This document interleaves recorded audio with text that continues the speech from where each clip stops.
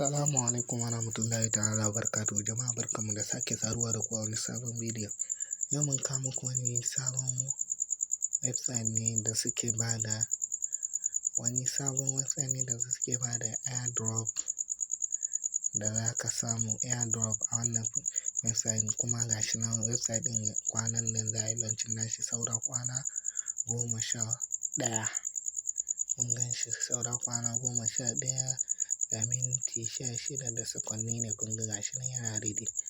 To mutane da a gaggauta a hanzarta a je a yi a fara a samu wannan abun da za ka yi. To a wannan website din da zaran ka shigo zai nuna ma wani waje airdrop, an rubuta airdrop a daidan fuska a daidan ƙasa wajen nan da kuke gani nan wajen ke hakan nan.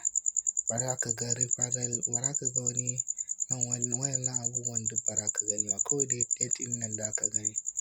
So za ka taɓa airdrop.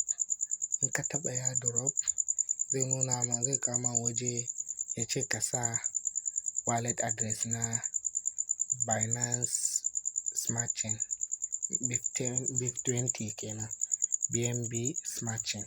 Sai ka je ka kwafo BNB Smart Chain ko na Trust Wallet ko na MetaMask ka zo ka sa a wajen.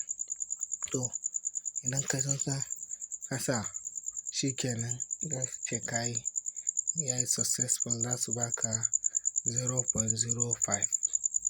Za su baka 0.05 kaga.